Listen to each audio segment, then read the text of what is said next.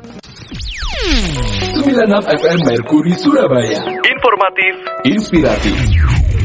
Ya, halo, ketemu lagi sahabat Merkuri, sahabat YouTube di program Solusi SDM bersama Magnet Solusi Integra, MSC Consulting, dan senang sekali saya sudah bisa menghadirkan kembali para narasumber untuk perbincangan kita di 1 kali 60 menit. Ya, hari ini kita akan membahas tentang peran HR dalam industri retail. Menarik ini. Masih juga bersama teman-teman dari Magnet Solusi Integra, MSC Consulting, dan juga narasumber tamu. Saya sapa yang pertama dulu, ada Ibu Novianing Tiastuti, CEO dari MSC Consulting ya. Selamat pagi. Selamat pagi Mas Aldi. Kabar baik ya? Kabar baik, alhamdulillah. Puji Tuhan. Kalau kantornya baru itu memang lebih banyak ketawa dong. Iyalah. Banyak tersenyum gitu ya. Iya. Selamat menikmati kantor baru ya. Terima kasih hari ini Mas mengundang-undang begitu ya. Boleh diundangkan ini. Oh, boleh diundangkan ya. Alamatnya di mana? Oh iya, kami pindah kantor, menempati kantor baru di kompleks Section 1 di Sier, Jalan Raya Blok F15 di Jalan Raya Industri Raya Rungkut Industri 1 Surabaya. Jadi di kompleksnya Sier, di situ ada satu kompleks ruko Section 1. Nah, kami di salah satu toko di sana, ruko di sana di Blok F nomor 15 gitu. Ya, ini strategis karena begitu Anda masuk Raya Rungkut Industri, sebelah itu Section 1 sudah ada sebelah kiri gitu ya. Betul. Blok F ya, kalau disingkat BF ya. Iya. Blok BF ya toh. Iya, Blok F itu kalau disingkat kan BF. Untung pagi otak saya lagi jernih. Dev, apa kabar Dev? Alhamdulillah. Yang katanya lagi jernih ya. Iya, pagi hari. Siang-siang udah kotor ya? Bukan kotor sih, rungsep Pak. Oke, baik. Dan menyenangkan sekali kita juga bersama Mas Farid Nasrullah. Ini seorang HR generalis dan juga legal praktisi HR, betul? Ya benar ya Dev ya? Betul, loh kok tanya? Enggak kan diundang kan Devi gitu. Iya betul. Oke. Mas Farid apa kabar? Ya baik Pak Adi ya. Aldi ya. Aldi. Pak Aldi siap. Sehat ya? Alhamdulillah sehat Pak. Terima kasih sudah dikasih kesempatan. Ya. Oh ya boleh. Hari ini kita bicara tentang industri retail. Menarik ini ya. Karena Bu Novi, dalam industri retail apakah ada spesifikasi khusus persyaratan kualifikasi untuk kalau kita mau rekrut karyawan-karyawan begitu? Iya, jadi kalau kita lihat dulu bisnis retailnya ya Mas Aldi ya. Bisnis retail ini kan agak khas gitu. Agak khas tuh karena dia ini menjual produk ke end customer-nya gitu kan, gitu ya. Terus kemudian dia juga jualannya macam-macam gitu. Maksudnya produknya bukan hanya satu produk, kebanyakannya seperti itu. Nah, dengan karakteristik barang yang dijual seperti itu dan bagaimana dia berinteraksi dengan customer langsung gitu, end customer, mestinya ada persyaratan khususnya gitu, karena ini adalah orang yang benar-benar di ujung tombak karena dia yang menjadi wakil dari perusahaan atas brand atau produk tersebut, di mana dia harus bisa merepresentasikan gitu ya apa yang ingin disampaikan atau pesan yang ingin disampaikan oleh brand tersebut gitu. Jadi kualifikasinya pasti orang yang secara penampilannya itu sesuai lah gitu ya gitu, penampilannya sesuai. Good looking lah ya. Ya, good looking kayak gitulah Mas Aldi. Terus kemudian yang lainnya juga misalnya kemampuan komunikasi, kemampuan membawakan diri kepada customer seperti itu. Selain hal-hal basic lain yang misalnya terkait dengan produknya sendiri, tetapi kemampuan untuk berinteraksi langsung dengan customer itu menjadi keterampilan yang utama gitu Mas Aldi. Jadi itu yang menjadi daya tarik gitu, sebelum kemudian akhirnya orang juga makin tertarik dengan produk yang dijualnya begitu kayak ya. Gitu. Ya, jadi garda terdepannya itu kalau bisnis retail itu selain produk mungkin dengan tawaran-tawaran diskonnya itu juga ke para karyawannya itu ya, di garda paling depan. Betul, begitu ya. Mereka adalah orang-orang yang di garda depan yang kemudian ya menjadi wakilnya brand gitu loh. Kan orang beli itu kan misalnya kayak Mas Aldi nih mau beli handphone gitu ya, kan kepingin yang handphonenya gimana yang mewakili diri Mas Aldi. Itu didapat nggak dari orang yang si penjual yang di garda depannya tadi itu gitu. Terus selain bahwa kemampuan dia mengkomunikasikan pesan apa yang ingin disampaikan oleh brandnya. Gitu. Ya, Devi mau menambahkan? Oke, kalau kualifikasi khusus itu kan memang beberapa jenis pekerjaan memiliki kualifikasi masing-masing tergantung dengan kebutuhan perusahaannya. Apalagi ini kan di bisnis retail, di bidang retail. Dan setiap retail itu katakanlah brand itu punya internal brand itu sendiri. Kadang itu kalau dia punya PT berarti orangnya PT. Sedangkan kalau di HR-nya retail itu bisa jadi holding dari para stakeholder yang ada. Jadi orang-orang yang di internal mereka, di istilahnya atap mereka, itu tidak berasal dari mereka saja, melainkan dari relasi-relasi yang brandnya masuk di retailnya mereka.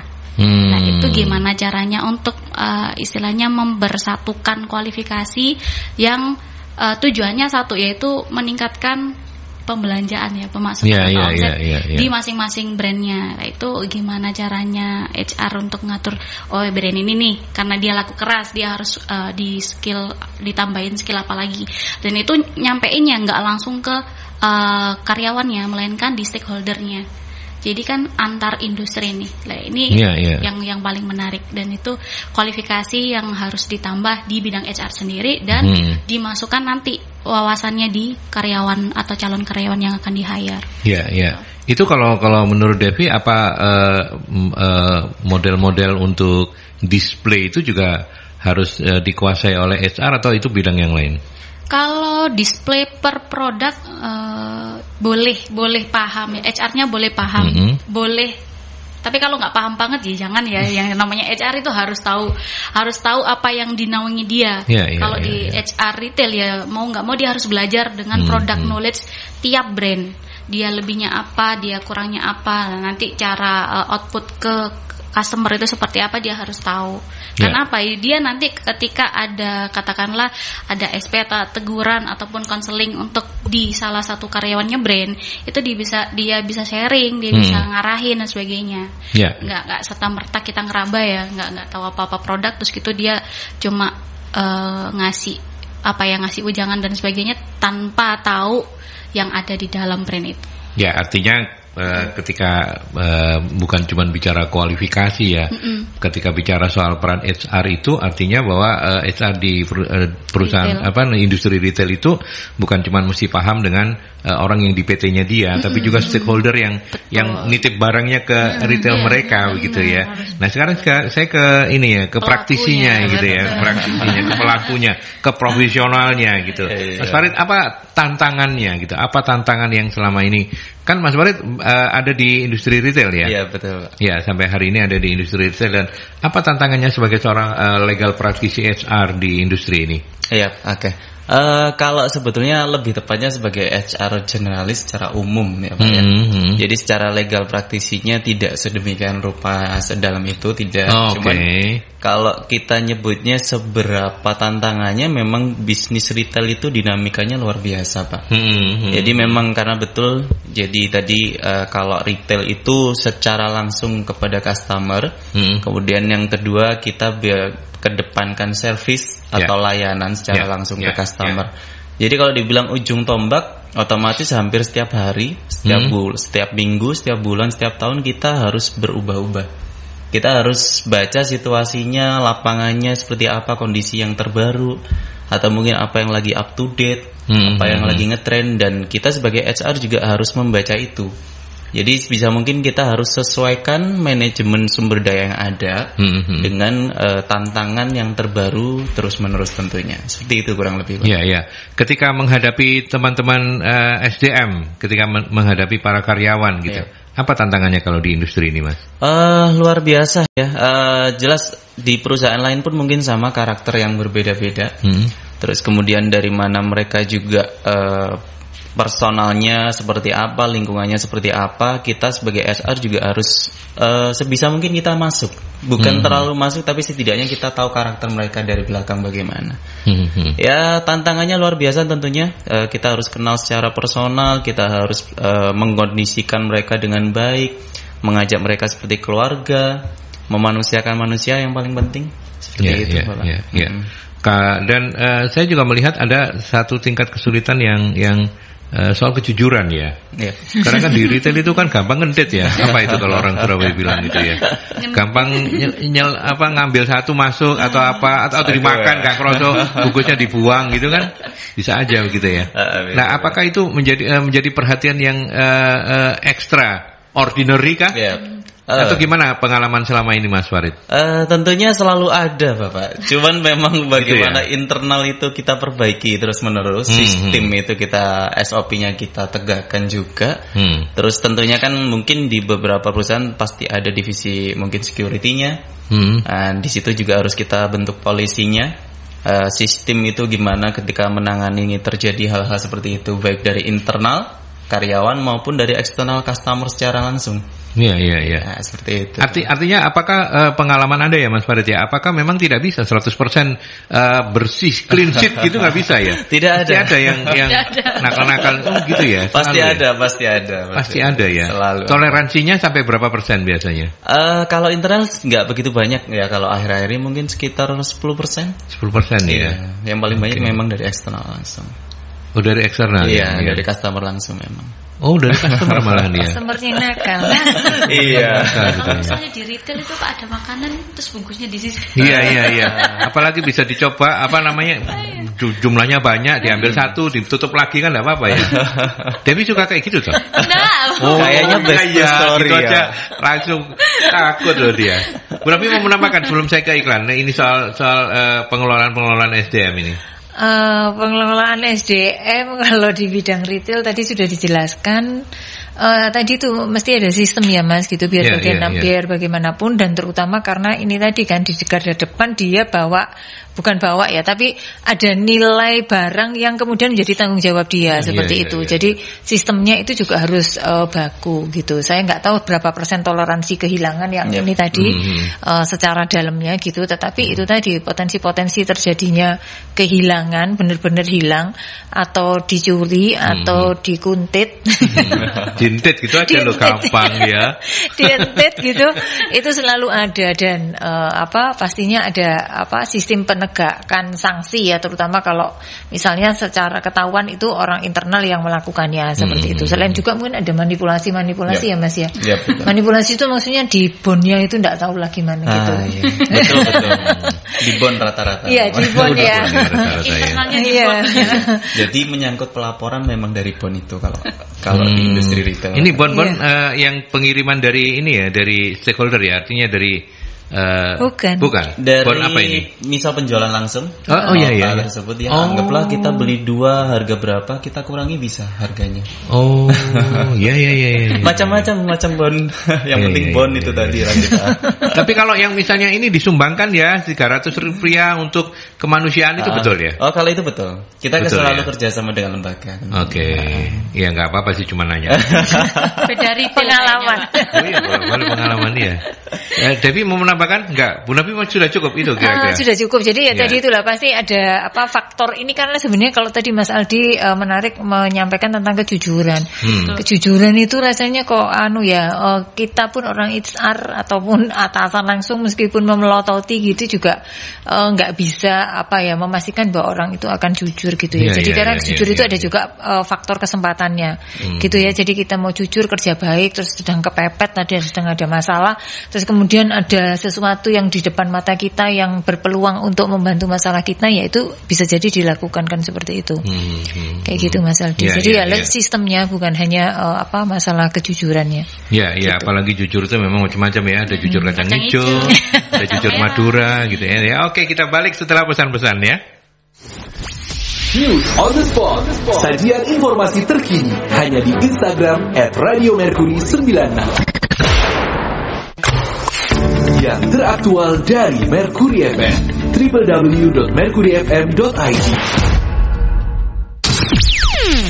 96 FM Mercury Surabaya. Informatif, inspiratif. Baik, kita lanjutkan kembali. Anda yang mau sharing-sharing, monggo silakan 0315620096 atau juga melalui WhatsApp di 0817300096. Hari ini kita membahas tentang peran HR dalam industri retail dan narasumber tamunya adalah seorang praktisi HR namanya Mas Farid Nasrullah ya. Dan tadi kita di awal sudah ngobrol-ngobrol juga tentang bagaimana kualifikasi atau spesifikasi untuk karyawan yang sesuai dengan industri retail, kemudian tantangan-tantangannya seperti apa. Dan sekarang kita lanjutkan kembali. Bu Novi, kalau bicara soal pengelolaan, apakah ada fokus pada aspek tertentu ketika kita bicara soal industri retail ini? Fokus pertama tentunya mungkin kurang lebih sebenarnya agak sama ya dengan yang lainnya. Jadi pertama itu tentunya waktu rekrutmen Mas gitu. Jadi kualifikasi pada waktu rekrutmen itu meskipun ini bisnis retail, ini tetap menjadi perhatian yang utama, karena kalau kita salah rekrut tidak sesuai dengan yang diharapkan, ya pasti akan lebih sulit untuk mengelolanya gitu ya. Karena sudah diseleksi pun kan sebenarnya mengelolanya juga nggak gampang-gampang gitu.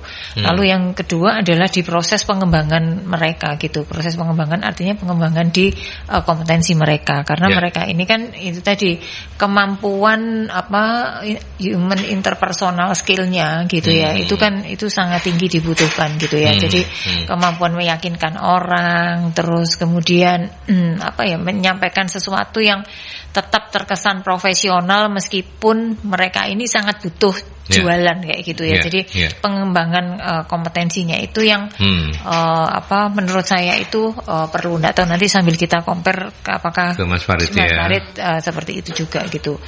Jadi di sana Mas bagaimana membuat mereka ini juga engage dengan dengan perusahaan dalam hal ini ya, dengan tanggung jawabnya mereka hasilnya menjadi lebih baik kayak gitu. Oke. Kita ke penelpon. Selamat pagi Mercury. Selamat pagi. Assalamualaikum warahmatullahi wabarakatuh. Waalaikumsalam. Silakan Pak Sumarwito, apa yang mau di-sharing hari ini? Mas Farid, ini ya, kalau retail, jualan retail itu mendidik karyawannya itu kan ada yang retail yang jualan langsung, ada yang jualan online. Iya kan? Karena dengan sama-sama retailnya kan. Itu kalau jualan online kan sulit sekali dicurangi sama pegawainya. Tapi kalau yang langsung itu kan bisa, ya seperti mini market itu ya. Nah itu yang dikelola masalah itu yang online apa yang langsung? Langsung Pak. Oh jualan langsung. Kan online juga ada kan yang retail ya kan. Jadi apa betul kalau online itu tidak bisa dicurangi? Pasti bisa, uang akalnya uang pinter orang Indonesia lah ngono-ngono itu. Oke. Ya, jadi ya apa caranya nyurangi ya aku dituduhi ya apa?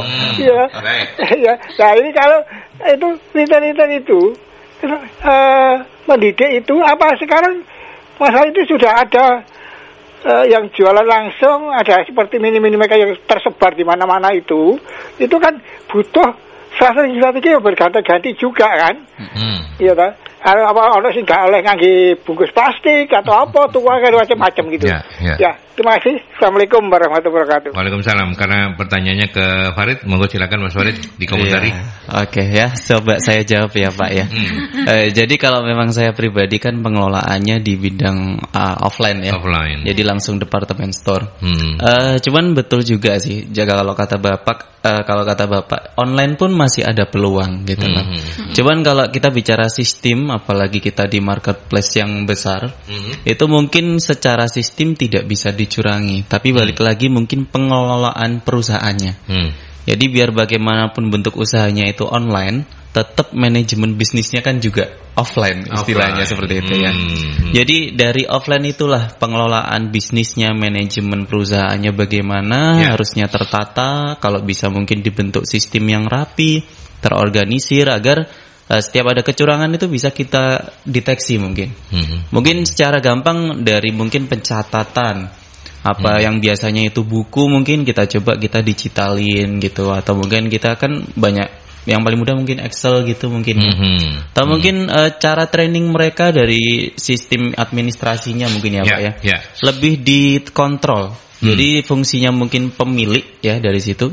owner pun tentu harus kontrol itu, evaluasi itu terus menerus ya. Tidak bisa kita itu istilahnya kita serahin bisnis. Percaya penuh ke anak buah gitu ya, betul, bisa ya, tidak bisa. Harus tetap dikontrol langsung begitu ya. Peluang selalu ada soalnya Pak. Ya, kalau kita sebagai manusia ya cuman bisa meminimalisir kalau bisnis seperti itu. Berarti kalau di online itu kemungkinan kecurangannya itu ya lebih karena pon-ponan tadi itu ya. Iya, pencatatan lah ya, pencatatan transaksinya. Iya, betul. Devi mau menambahkan kalau soal yang kayak gini-gini kan Devi pakarnya. Waduh. Kalau dari dulu waktu sukses itu seperti apa waktu ngedet sukses itu loh. Oh, ngedet sukses. Yang mana ini? Oh, enggak. Bercanda. Ya. Oke, kalau misalnya online itu Pak ya. Kalau dari pengalaman saya sebagai customer itu banyak sekali peluang untuk miss pencatatan. Contoh kita order nih di satu marketplace. Itu kan kalau kita komplain pesanan kita salah kayak gitu ya, itu bisa jadi kita di-refund, tapi barang itu kan nggak ada. Otomatis di sana kan sudah tercatat minus. Padahal kita salah kirim barang. Lah itu juga sebuah peluang kalau misalnya mereka tidak aware di pencatatan itu dan tidak balance pencatatan antara online sama offline-nya. Bisa jadi barang yang tadinya real stoknya 1.000 tapi di online bisa jadi 1.500, 1.200. Dari malamisnya agak lebih banyak. Ya. Peluang-peluangnya muncul di situ ya kalau misalnya memang. Tapi memang ya ketika niat jelek itu selalu menemukan cara gitu ya. Kenapa ya? Heran gitu. Gampang menemukan cara gitu. Iya, kita mau handle-nya itu jadi ikut ada inovasi baru. Misalnya nih terjadi kesalahan atau kecurangan dengan tim. Ini gimana ya cara ngatasinya, minimalisirnya. Jadi kita menggali potensi kita untuk ikut berpacu sama yang negatif, kita harus lebih tutup lagi. Ya. Mungkin kita perlu tanyakan ke penasihat ya, Bu Novi. Sebagai penasihat dari kami semua ini, apa yang ingin disampaikan? Petua-petuahnya apa? Iya, kalau ini nyambung juga yang tadi pertanyaan Pak Sumarwito ya. Jadi sistem administrasi atau pencatatan barang yang ada itu yang mestinya menjadi kunci utamanya gitu, karena mau medianya offline online itu kan hanya media gitu. Tetapi prosesnya terus perilakunya gitu, terus potensinya tetap ada kayak gitu. Artinya laku nggak laku kan semuanya dari stock of name itu kelihatan begitu. Iya gitu. Jadi ya itu tadi satu pencatatannya, terus kemudian secara rutin juga harus dilakukan stock of name-nya kayak gitu kan. Karena tadi itu potensi selisihnya itu bisa jadi cukup besar antara buku dengan kondisi real fisiknya, itu bisa jadi nggak ada gitu Mas, nggak sama seperti itu. Gitu. Ya, oke. Baik. Nah, kita balik lagi ke peran HR untuk industri retail. Kalau di industri retail memang karyawan itu yang lebih banyak ke outsourcing ya? Yang selama ini kecenderungannya seperti itu kah? Bisa dibilang outsourcing, bisa dibilang mungkin langsung dari supplier atau prinsipal langsung. Tapi sebetulnya sistemnya tuh ada 3 sih Pak kalau kita. Jadi internal gitu kami gitu ya. Kemudian supplier kita nyebutnya bukan dari outsourcing. Kalau internal itu yang full timer ikut PT X gitu ya. Ikut perusahaan internalnya nih. Perusahaan internal. Itu yang pertama. Yang kedua? Ya, kemudian yang kedua itu rekanan tadi. Jadi ada mungkin brand, mungkin perusahaan lain nitip brand mereka ke kita misalnya. Dan mereka naruh orangnya gitu ya. Pasti ada perwakilannya. Itu tapi bukan outsourcing. Nah, yang ketiga bisa jadi prinsipal atau perusahaan rekanan, terus kemudian perusahaan internal juga. Kita sewa pihak ketiga untuk sediain tenaga kerja karena kurangnya waktu mungkin, efisiensi juga mungkin. Jadi ada 3 komponen tadi lah kalau kita bicara ikatan tenaga kerja tadi. Ya, nah itu menjadi persoalan juga selama ini ya, pengalaman Anda untuk menciptakan engagement ya. Ya, kalau outsourcing tentunya kita tidak bisa leluasa sih Pak ya. Iya. Jadi mungkin kita bisa mengelolanya. Tapi mungkin yang namanya kita mengelola internal jauh lebih mudah daripada kita tenaga outsourcing. Ada batasan-batasan tertentu, mungkin karena memang sifatnya internal atau secret atau rahasia perusahaan ya. Kita tidak bisa terlalu terbuka juga ke pihak outsourcing seperti itu. Pengelolaan kuncinya sih Pak. Kita terbatas dari sisi pengelolaan tadi. Pengelolaan SDM ya. Iya. Dengan segala asal usul mereka ya, kalau saya bilang dengan segala asal usulnya ini. Oke, ini menjadi peluang terbuka untuk teman-teman MSI. Bu Novi, apa yang bisa dijanjikan MSI kalau misalnya Mas Farid datang, Bu, aku punya kesulitan kayak gini, MSI punya apa ini? Sekalian bisa jualan. Selalu ada marketing juga ya. Saya diberikan jalan selalu oleh Mas Adi. Iya. Oke, jadi kalau seperti ini kan tadi itu ya dengan tiga status ikatan karyawan gitu yang sangat berbeda gitu kan, potensi mereka bisa inggit satu dengan yang lain kan bisa jadi beda karena benderanya beda-beda seperti itu. Betul. Benderanya beda-beda. Tapi kalau dari pengalaman kami dengan bendera yang beda-beda ini, itu tadilah pasti ada kepentingan dari masing-masing bendera yang tidak bisa disatukan. Nah, tetapi yang penting adalah ketika di dalam pekerjaan itu mereka fokus. Jadi maksudnya gini, mereka intinya di pekerjaannya itu beres gitu loh Mas gitu. Jadi kesamaan sistem atau aturan yang dipakai ketika mereka memberikan pelayanan kepada customer itu yang menjadi kuncinya seperti itu. Dan standarisasi dari cara mereka memasarkan. Jadi namanya gitu ya Mas ya. Pelayanan primanya gitu loh. Standarisasi dari servisnya atau SOP-nya lah ya. Iya, jadi standarisasinya gitu, mau dari yang bendera mana-mana tapi ketika sedang menjalankan tugas, maka ini adalah standar yang harus dipakai seperti itu. Terus kemudian aturan-aturan kerja yang kemudian harus mereka ikuti, nah itu yang kemudian dipakai kayak gitu Mas.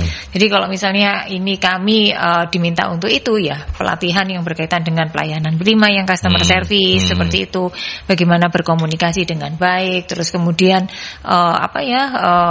istilahnya itu kayak bukan negosiasi ya, tetapi mempersuasi customer seperti itu.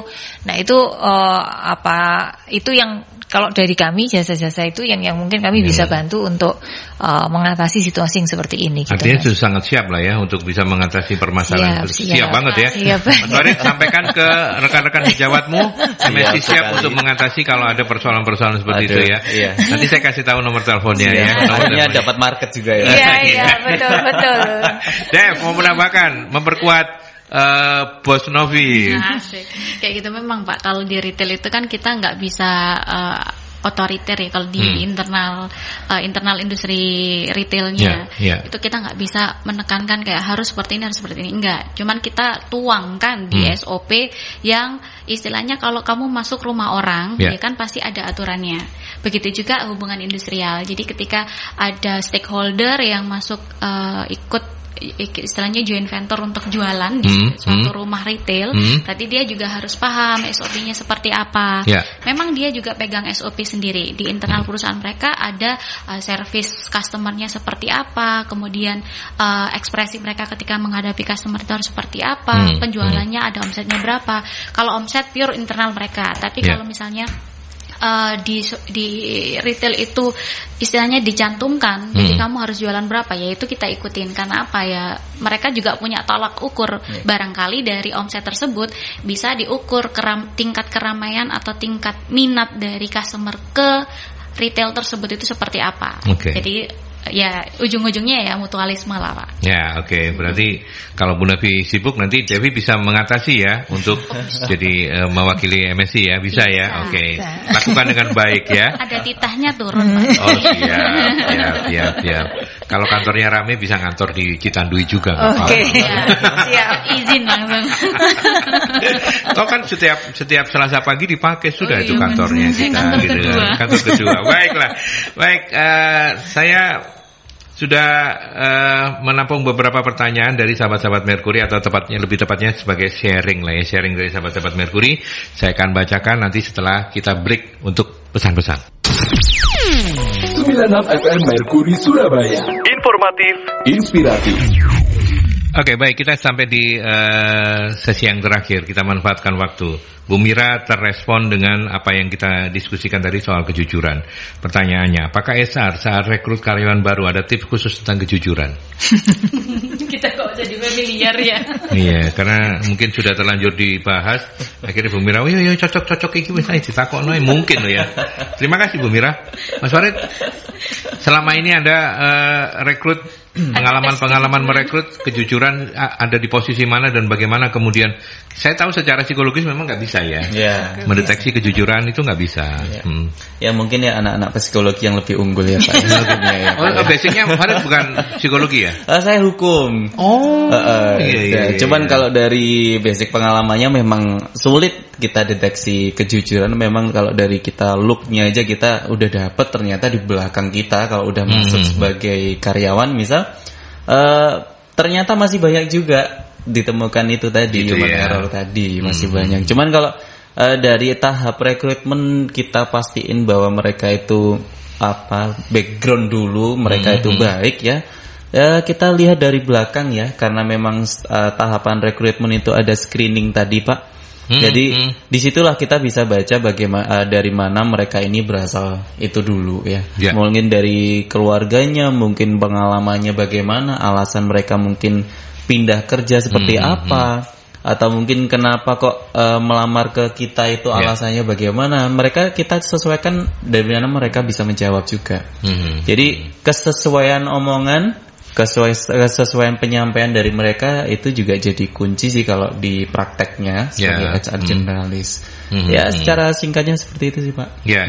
Saya tambahkan satu pertanyaan lagi karena ini ternyata cocok juga dengan basic pendidikannya Mas Farid ya. Dalam Pak Danu ini yang menanyakan dalam usaha retail banyak masyarakat kita awam kalau harus berurusan dengan undang-undang ketenaga kerjaan. Bagaimana dengan hal ini? Mohon maaf, saya juga agak pertanyaannya yang mana? Mungkin kaitannya sama ini kah? Edukasinya mungkin atau bagaimana? Undang-undang ketenaga kerjaan kaitannya dengan yang karyawan tadi itu yang tiga kontrak tadi ya, ikatan kerja tadi ya. Mungkin ya. Kalau secara retail kita nyebutnya secara umum tentu ketika kita rehire karyawan, baik itu skala usahanya kecil, menengah maupun besar ya Pak ya, kita perhatikan juga ikatan kerja itu memang penting. Apa yang menjadi hak mereka dan juga apa yang menjadi kewajiban mereka. Ya sebisa mungkin kalau kita nyebutnya usaha mikro mungkin tidak usah secara formal sekali, yang penting ada ikatan misal. Apa tuntutan poin-poin apa yang sudah menjadi hak dan tanggung jawab pekerja terhadap karyawan, ya. Jadi sebisa mungkin poin-poin tersebut juga kita harus selalu penuhi ya, karena itu menyangkut juga dari mana kesejahteraan itu didapat oleh mereka, produktivitas akan muncul tentunya. Terus yang kedua terkait ketenaga kerjaan. Kalau memang suatu perusahaan ini sifatnya bertumbuh ya. Perlu adanya undang-undang ketenaga kerjaan itu diaplikasikan di usaha mereka atau sekarang cipta kerja itu tadi. Tujuannya supaya mendapat tingkat kepercayaan ke customer langsung atau mungkin rekanan ya. Jadi semakin kita mengaplikasikan cipta kerja tadi ke perusahaan kita, semakin kita mendapat kepercayaan juga lebih dari rekanan. Ya kalau dari dua sisi seperti itu sih Pak. Gitu ya. Saya ke Devi dulu Kak, mau menambahkan soal tadi yang pertama kejujuran, yang kedua ini soal undang-undang ketenaga kerjaan begitu. Kalau kejujuran itu kita untuk meminimalisir, jadi kita harus memperkuat strategi juga ya Pak ya. Saya juga ada pengalaman nih Pak, hampir meng-hire orang yang ada surat panggilan dari kepolisian, dan kita menemukannya secara online. Kita akhirnya orang di Jakarta ya, kita tidak pernah bertemu langsung dengan orang itu, kita rekrutmen by online, kita juga screening CV-nya secara online, interview secara online, tapi satu langkah ketika kita mau hire dia, kita kan ada gentleman agreement, kita ada MOU-nya ada surat keterangan untuk diterima kerja. Sebelum kita melakukan step itu, kita ada yang namanya bahasa kita dulu candaannya ya Pak, detektifan gitu. Jadi kita searching identitas mereka, ya. Betul. Cek background. Kalau cek background itu kebanyakan industri X-nya dia itu bukan menutup ya, tapi tidak membuka secara jujur. Jadi takutnya menutup rezeki orang atau itu alasan mereka. Jadi mereka pasti bilangnya oh iya so far so good gitu. Tapi kita juga nggak boleh terlena dengan kata-kata mereka. Tapi kita juga harus cek background di internet. Kita cuma googling nomor KTP sama nama lengkap, langsung keluar Pak itu. Keluar semuanya ya, catatan-catatannya apapun itu ya. Hampir merekrut kriminal kita langsung Pak. nyadarin direkturnya, Pak ini ternyata gini, langsung kaget, ya ampun, untunglah kita nggak sampai nge-hire. Nah, itu kita sendiri yang harus ada inisiatif buat. Sekarang digitalisasi semakin oke kok, kita cari nama lengkap orang kita sudah dapat backgroundnya secara online, entah itu dia ada background online-nya jelek atau gimana, kita kan akan tahu di situ.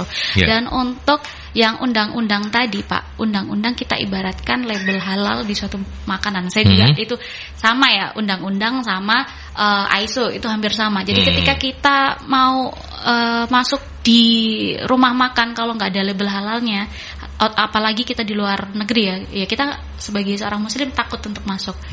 Kayak gitu. Begitu juga ketika ada rencana kerja bersama. Kalau dia tidak ISO, tidak ada undang-undang cipta kerja, stakeholder juga akan takut masuk.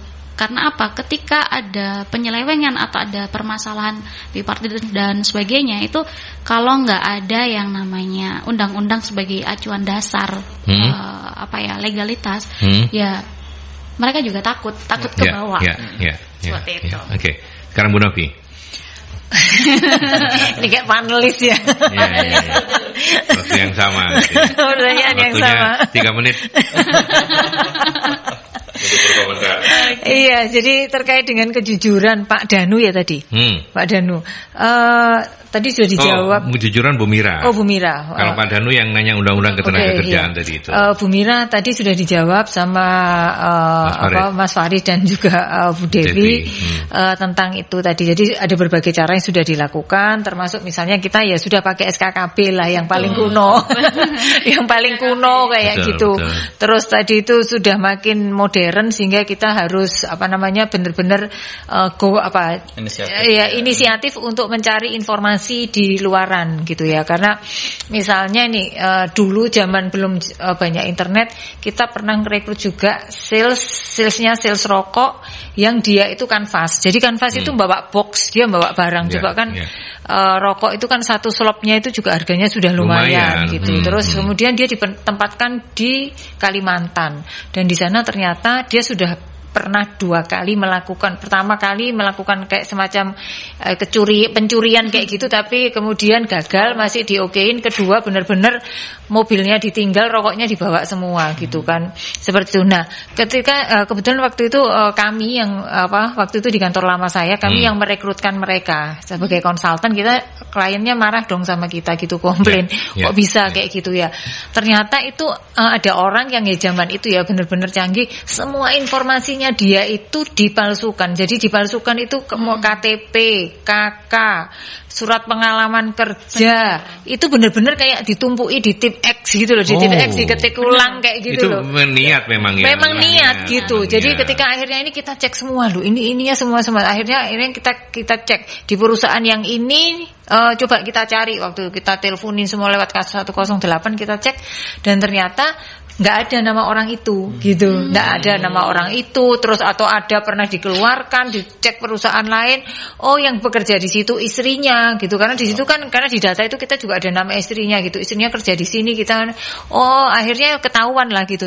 Ternyata benar-benar orang itu bisa seperti itu gitu loh, kayak gitu. Jadi ya hati-hati. Nah, kalau saya ini kan tadi katanya psikologi gitu ya. Kalau saya mau ngecek kejujuran, salah satunya adalah ketika kita wawancara langsung itu sebenarnya gini, mata kita ini adalah, orang bilang mata ini jendela dunia gitu ya. Jadi pupil mata kita ini sebenarnya bisa bercerita apa yang kita pikirkan. Jadi dia, pupil mata ini bicara apa yang kita pikirkan tanpa kita mengeluarkannya lewat kata-kata gitu kan. Jadi kalau pupil mata itu sebenarnya sedang melihat ke kiri, itu kita sedang bicara masa lalu gitu. Jadi apa yang sudah pernah terjadi. Ketika pupil kanan ini melihatnya, ketika bicara itu kecenderungan yang lihat ke kanan, itu dia sedang menggunakan otak kreatifnya. Artinya apa yang kita tanyakan itu dia menggunakan imajinasinya untuk itu tadi namanya imajinasi ya, berarti tidak bercerita tentang apa yang dilakukan dia kayak gitu. Jadi biasanya kita bertanyanya adalah pengalaman apa Anda yang sukses di bidang apa, atau sedang menyelesaikan masalah, mengambil keputusan sulit, ya kayak gitu-gitulah, memimpin tim dengan orang yang beragam gitu. Nah, dari pertanyaannya kita itu kan masa lalu gitu. Kita berharap sebenarnya apa yang kita harapkan dari wawancara itu, sebenarnya kita ini sedang mencari apakah dia pernah sukses melakukan itu. Karena kalau dia pernah melakukan itu secara sukses, maka kemungkinan besar di pekerjaan yang sedang kita tawarkan, maka dia juga akan sukses juga di sana gitu. Akan melakukan cara yang kurang lebih sama gitu. Nah, pertanyaan kita ini kan apa yang sudah terjadi? Kalau selama atau sebagian besar mayoritas dari selama kita proses wawancara matanya itu ngelihatnya ke kanan, itu pewawancara mesti waspada karena sebenarnya gitu kan. Seperti itu. Jadi yang dia ceritakan itu bisa jadi ada orang kan yang dia itu pinter banget untuk mengarang cerita gitu kan, sehingga kemudian itu ceritanya menjadi lengkap seperti itu, meskipun ditanya dia bisa mengembangkannya seperti itu gitu. Seperti itu. Jadi itu yang kemudian kita harus waspada dengan orang yang ketika kita wawancara dia kebanyakan ngelihatnya ke kanan, padahal pertanyaan kita adalah pertanyaan masa lalu yang harusnya ke kiri gitu. Betul, ya. Gitu. Dan jangan pernah boleh ketika pelamar itu merem. Melek, ayo pindah tempat. Itu yang pertama. Yang kedua juga lek juling ya apa? Itu extraordinary. Iya. Tapi menarik ya ke kiri. Jadi harus tipsnya itu paling sederhana, lihat pupilnya aja. Iya, lihat pupilnya. Ketika wawancara lihat pupilnya. Saya kalau ngomong sama Dewi tak lihat pupilmu. Bukan opil loh Dewi ya, pupil loh ya. Iya, itu sama dengan kalau misalnya kita nanyain anak kita, kamu dari mana pulangnya kok malam-malam gitu. Dari main sama teman siapa? Mamanya kan Mbak Ukalah kan, nanya lagi si Danu lah. Sorry Pak. Ingatnya apa Danu? Jadi dengan Novi misalnya gitu, main kemana gitu. Nah kalau sudah terus pas jawabnya itu mungkin jawabnya bisa jadi lancar gitu ya. Tapi ketika pupilnya ke kanan, ini berarti dia itu sudah memainkan imajinasinya. Oke, menarik ya.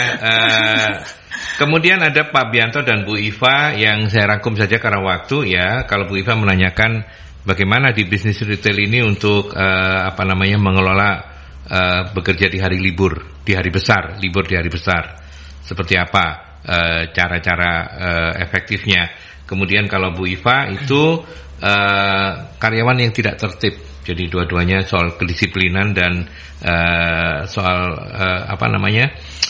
mengatur hari libur.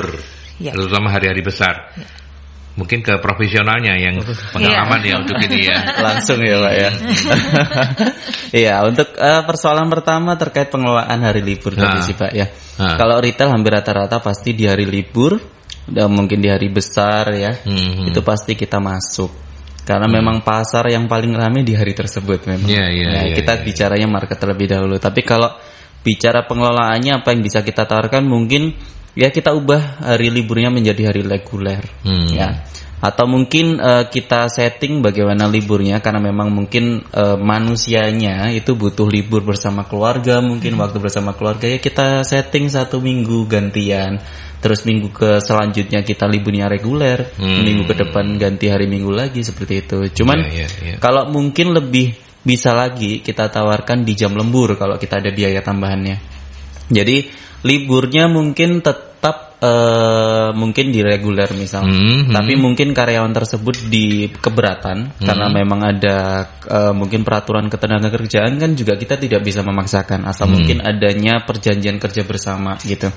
Tapi kalau skala usahanya masih kecil ya coba kita duduk bersama ya, kita sesuaikan, kita bikin kesepakatan. Memang dari awal kan kita sudah tawarkan sebelum masuk ya, penawaran kerja masuknya jam berapa, liburnya hari apa, kesesuaian tersebut kan juga sudah tertera dalam kontrak. Iya. Cuman kalau memang perusahaannya ini masih fleksibel ya kita tawarkan cara-cara tadi, kita kasih hari opsi hari lain reguler. Yang kedua ya kita coba bayar pakai jam lembur. Pakai jam lembur begitu ya. Lebih itu. Terus kalau pertanyaan yang kedua tadi terkait disiplin ya, tertibnya itu.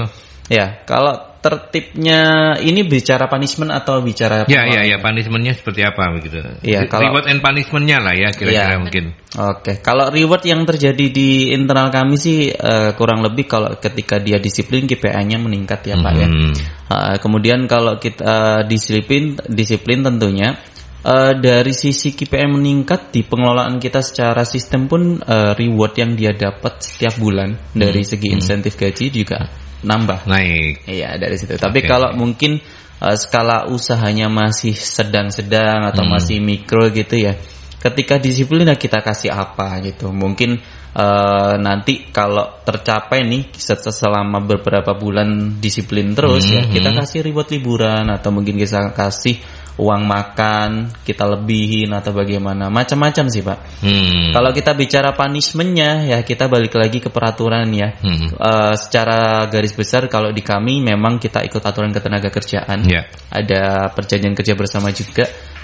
Ketika tidak disiplin beberapa hari misalnya, itu taruhlah kita 3 hari berturut-turut, ya kita kasih di situ langsung SP1. Kemudian kalau masih tidak ada langsung kita bisa SP2, atau kalau memang dia tidak ada itikat baik kita panggil tidak sampai, dari SP1, SP2, SP3 lah kita lakukan keputusan. PHK ya? Iya, oke. Jadi lazim aja lah ya seperti yang berlaku selama ini gitu. Oke. Devi mau menambahkan singkat sebelum nanti saya terakhir ke Bu Novi. Oke. Kalau di tingkat disiplin ya ada reward sama punishment. Kalau reward rata-rata ya memang ada 2, ada yang nominal, ada yang di KPI. Tapi kalau punishment kebanyakan teguran sama biasanya ada potongan. Kayak gitu. Atau mengurangi nilai KPI juga. KPI itu kan ada akumulasi ya, nanti bisa jadi dia bisa nominal juga, bisa jadi nanti ada ya reward untuk liburan sebagainya, itu beragam. Satunya lagi tadi tentang soal ini namanya? Hari libur ya. Kalau hari libur memang kalau di retail rata-rata itu rollingan. Jadi misalnya si A nih liburnya reguler, ya udah nanti next minggu depannya dia yang weekend. Kayak gitu. Kalau teman saya cerita biasanya diaturnya seperti itu. Karena apa, lebih simpel. Dan itu memang sebelum hire kita juga ngasih. Sudah disampaikan di awal begitu ya, bahwa ini aturan-aturannya kayak begitu. Biasanya retail malah rame-ramenya itu pas hari libur atau tanggal merah. Kamu ready nggak untuk ini? Kalau belum ready ya kita nggak bisa hire. Karena apa ya? Kita meng-hire orang yang bisa mengikuti aturan SOP. mainnya. Iya. Ada ada yang nggak retail juga aturan mainnya, aturan main itu kan susah. Nggak retail tapi aturan mainnya sama ya, kayak radio juga kan. Ketika libur itu kami harus menghibur, jadi ya agak susah untuk bisa menerapkan yang namanya Idul Fitri libur semua begitu ya, nggak bisa gitu kan. Ya oke, sekarang saya ke Bu Novi sekali lagi. Hari ini hari yang bersejarah ya, bukan bersejarah lah ya, bersejarah lah ya. Karena undang-undang selamatan syukurannya itu kan hari ini untuk kantor barunya begitu ya. Hari Kamis Mas. Hari Kamis tanggal 14. Tanggal 14 ini ya. Oke, jadi open house-nya hari ini gitu ya. Open house-nya hari Kamis. Oh, hari Kamis ada ya. Ada makan-makannya juga. Ada makan. Bukan hari ini toh? Bukan, hari Kamis Mas. Saya salah ngeliat tanggal berarti ya. Oh iya. Jadi kalau gitu Kamis bisa ya. Kayaknya Kamis bisa deh ya. Iya. Oke, selamat dengan kantor barunya begitu Terima kasih Mas Adi. Makin sukses. Amin. Sekali lagi alamatnya di Ruko Section 1 Blok F15 di Jalan Raya Rungkut Industri nomor 1 Surabaya, kawasan Sier. Kawasan Sier ya. Oke, baik.